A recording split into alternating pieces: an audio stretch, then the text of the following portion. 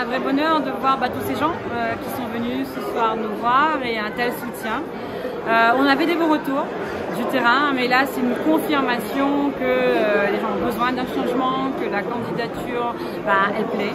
Et donc j'aborde vraiment cette campagne avec sérénité et puis voilà, je veux remercier tous ceux qui m'envoient des messages de soutien parce que ça me donne vraiment la force de me dire que y a des gens qui attendent autre chose et aujourd'hui on y va, voilà c'est le moment. Je suis une professeure passionnée avant tout, je suis engagée dans tout ce que je fais.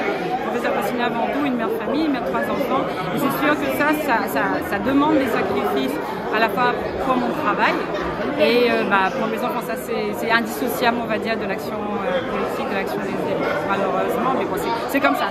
Soit on va servir son prochain et ça sous-entend qu'on a quand même on doit sacrifier quelque chose et souvent c'est ce personnage. Codex, c'est un galatoire, comme il dit, et c'est vraiment quelqu'un qui écoute les gens et qui connaît beaucoup de monde parce qu'il est allé faire les Gilets jaunes et du coup ça lui a permis d'avoir des contacts partout et ça lui permet aujourd'hui de nous dire vraiment et à Saint-André, Salazie, Saint-Philippe, quelles sont les préoccupations des gens et ça sera précieux plus tard quand on sera député pour pouvoir, on va dire, être au plus juste du terrain. C'est vraiment ça l'idée. J'ai pas envie n'empêche de trop appuyer. Nous, on considère que la 7e circonscription mérite autre chose. On va dire autre chose.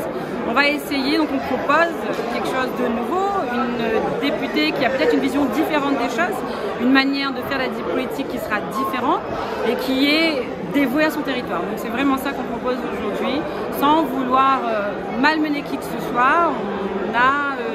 On espère autre chose, on a une vision qui est autre et on veut la proposer. En fait, dans la 7e circonscription, on a des problématiques qui sont bien spécifiques. Donc la sécurité, un bras fusil à Terrain-Fayard, on sait que c'est la préoccupation première des habitants et qu'on doit assurer la sécurité de nos citoyens.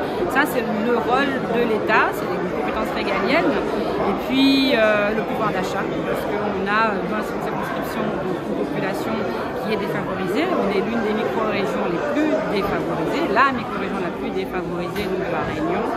Et le logement, parce que la précarité suit aussi le délabrement des logements bien souvent, parce que ces gens habitent dans des logements sociaux, et ces logements sociaux ne sont pas à la hauteur de la dignité que ces gens-là vivent.